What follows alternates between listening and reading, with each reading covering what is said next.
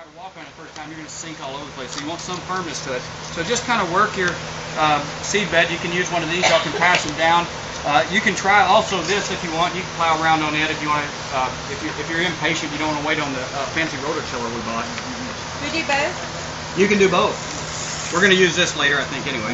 So that, what you just showed us, though, that's like actually when we seed, that's how deep we want. Yeah, you want your seed bed not to be too loose, and yet the top you want it as friable. The soil, friability is kind of like loose and is small particle size, but not powdered. Now the old rule of thumb or old school of thought was if you could walk on it and leave an imprint. Is that what you want? A little bit of an imprint, but not where you're sinking. You want just a little bit, like if you stepped on that, you would, if it was a little bit wetter, you'd leave your handprint on here, It's. Keep it moving. All right, I better get busy. Your fertilizer out, and what you want to do here, and I will tell you, this will keep you honest, because if you don't put it down evenly, you will see it. In other words, you'll get green streaks. If you just dump it in here like this, you're going to get green streaks. And what you want to try to do, you are the fertilizer spreader now, as best you can, try to put those pellets evenly across your tray. And a word of advice, you might start thin and then go back and thicken up. Are we using it on both or just the one? Just the one. So we can just use your it plow, all on just this your one. plowed field.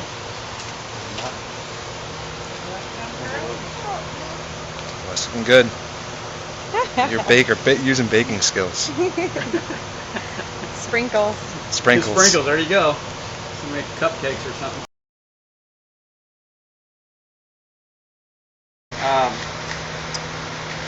If you don't sprinkle it fairly uniform, it's not going to spread out for you when it comes up, and you won't have good coverage on your tray.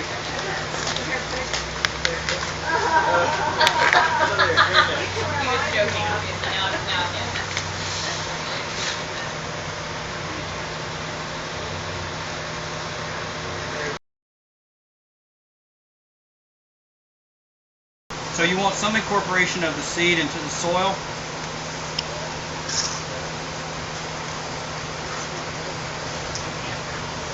And the smaller the seed, the more vulnerable it will be to being planted too deep. So larger seeds can go deeper, smaller seeds need to be more at the surface. How are these considered small seeds? These are fairly large seeds for grass seed. Now, grasses are a wide family. They go all the way from sugarcane, bamboo, wheat, and grass seeds, as we think, for turf and for lawn. But for turf and lawn use, these would be relatively, large seeds. There's about 200,000 tall fescue seed per 1 pound of seed. There's 1.5 to 2 million seeds of Kentucky bluegrass per pound of seed. And there's about 9 million creeping bentgrass seeds per pound. I don't recommend planting that anywhere but a golf tree, but I'm just saying, the grass seed is a wide range of seed size. Then if you just you've got, it would also be fine. You could also just leave it like that. You don't have to firm it up any. You just have to be careful because this soil is a little dry. So what you have done now is repaired your spot or planted your area with grass seed. And these are the basic steps that you would take.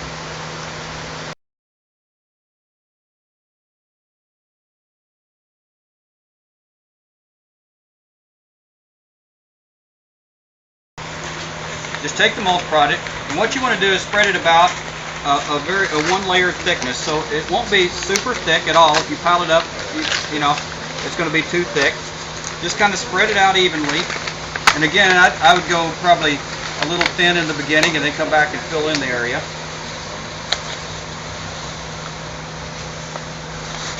Just like decorating a cake. It sure is, isn't it? What you're doing now is you're putting down the seed, the fertilizer, and a light covering all at one time. Now, why didn't we till this up though? Don't need to. With this product, With you this don't product, need you don't need to. You're going to pay more for this product, but I'm done.